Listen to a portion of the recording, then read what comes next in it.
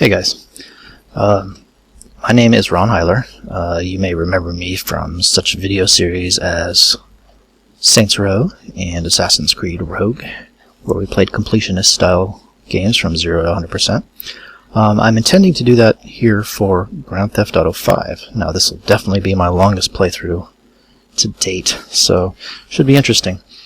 I've decided on Grand Theft Auto 5 because I played an action game first, Saints Row, and then we went over to a stealth game, Assassin's Creed, and I wanted to get back to another action game again. And so yeah, this seemed like a good choice. So I want to talk a little bit about the setup and the rules and how we're going to do this before we actually start getting into gameplay.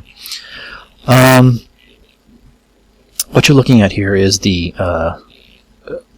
basically the online site. I'll try to show you guys this from time to time. It's not so easy because I can only show you this on my computer, and currently it's quite a pain to switch from recording on my computer versus recording from the Xbox.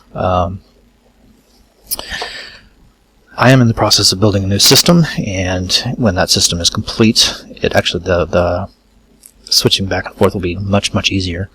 I might even be able to do it pretty much whenever I want.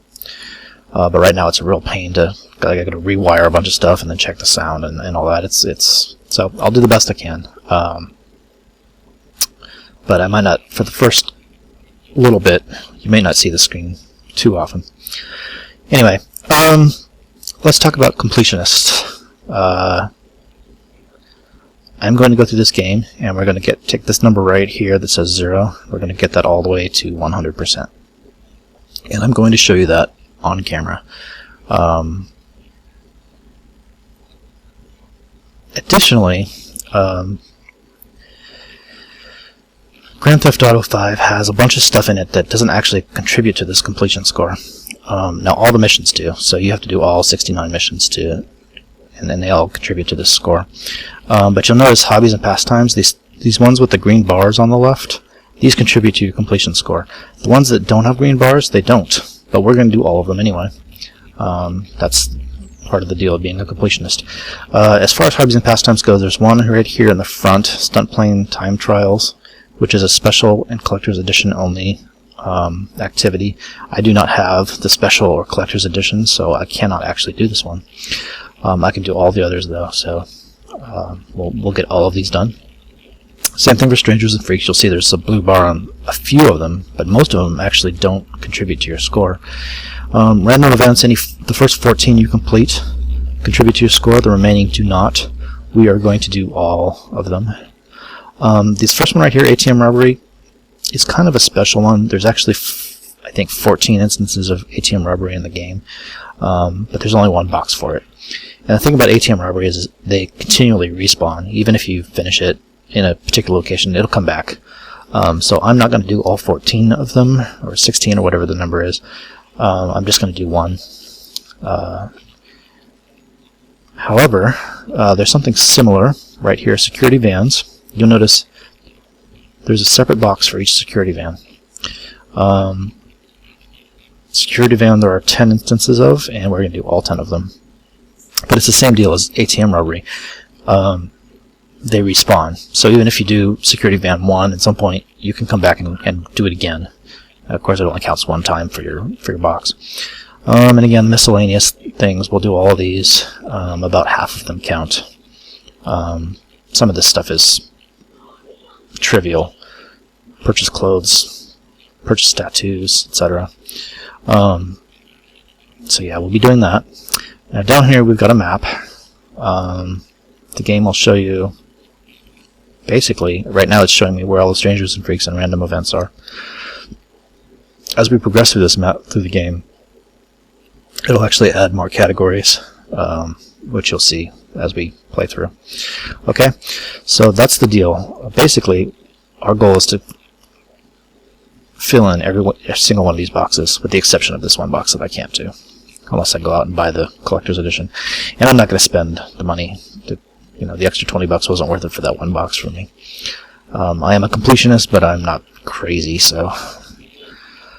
I've got this set to PS3 right now. If I set it over to Xbox, which is what I have, it's going to pick up my save game from the last time I played. So you can see I've got 65. I'm about 2/3 of the way through the game. So I'm going to actually reset this back to 0, and we're going to go from there. So yeah. Okay, so I want to talk about, I've talked about random events a little bit. Random events are random. However, we're going to basically, I know where they happen, and a lot of times I can get them to occur when I want and where I want. So it's not quite as random as the game would have you believe. Some of them you can't do until later on in the game. You know, not all of them are open at once. So we'll handle those. So having said all that, I want to talk about goal completions for the missions. If we go into one of these missions, and let's see, perhaps one that I've already done. If I look at scouting the port, I think it lists somewhere in here. If I go to stats, yeah, goal completions. Here's the deal with goal completions. Each mission has a set of optional objectives that goes with it. Not every mission does, but most of them do. These optional objectives are quite difficult. This is very similar to what they did in Assassin's Creed Rogue, where there's optional objectives, and I'm doing those on camera. In the case of Grand Theft Auto 5, the optional objectives are really, really hard, and in some cases nearly impossible to do simultaneously. I would say getting all 4 of these during the same run-through is very hard. Additionally, a lot of times there's a time component involved. You see this first one, time complete within 20. As the cutscenes are running, the timer is going. So if you want to get this completed within the 20 minutes that they have here, you really have to skip the cutscenes. And I don't want to skip the cutscenes for you guys. You guys need to see those so you can follow the story. So I'm going to make an exception with this game as far as what I do on camera. I'm going to do as many of the goal completion requirements as I can, but if I don't get them all, and I won't get them all, we'll just leave it at that. We'll do a successful mission. We'll get the ones we can, and then off camera I will go back and do all the gold stat stuff, and then in the next video I will show you what we did and kind of give you an idea of how to do those where necessary. So that's the only thing I'm going to do off camera for this game. I've decided trying to do all those on camera would take forever, and it would be boring for you guys. It basically consists of playing the mission over and over again and doing basically one at a time. And also I'd have to skip the cutscenes, and I don't want to do that. The other thing I'm going to do off camera is anything involving the movies or TV shows.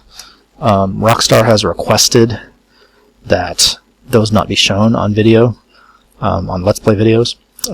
They've been basically given permission for people to do Let's Play videos of their games. They're okay with that, but they have asked very politely that the TV stations and the movie theater movies do not get shown.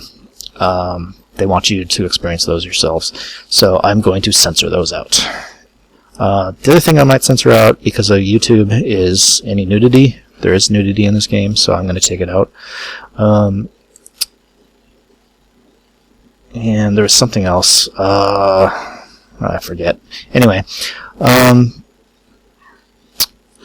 So yeah, is that all I wanted to talk about? I want to talk about money.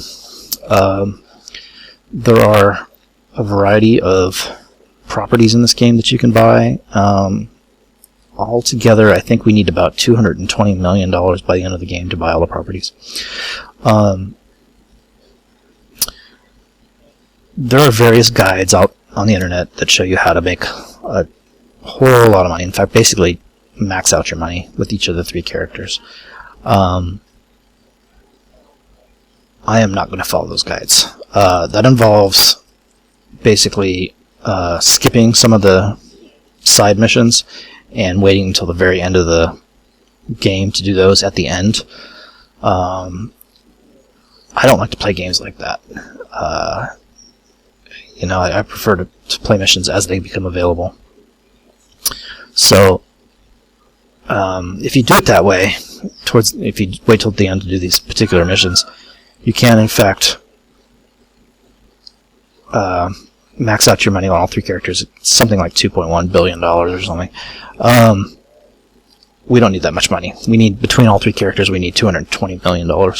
So that's all we need to worry about. So I'm going to do those missions as they come up, kind of normally. It's not the optimal way to do it. Again, you can make a lot more money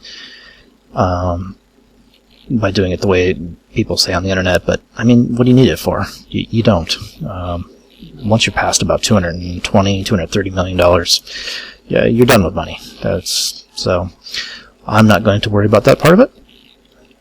So yeah, I have a guide that I'm going to be using, which is one that I wrote.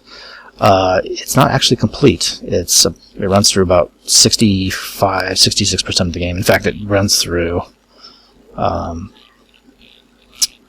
exactly where I am. If I can get back, it runs through 65%. This is the save I was using to write that guide. But by this time in the game, everything's pretty much laid out. I know exactly how I'm going to finish the game.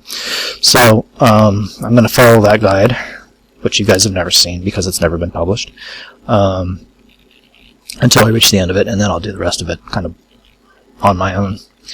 But again, it should be pretty simple to do. So yeah, that's where we're going to go. And again, this was just an introduction. I'm just laying out the ground rules. In the next video, we will start the first mission and take it from there. So I will see you guys then. Thanks a lot.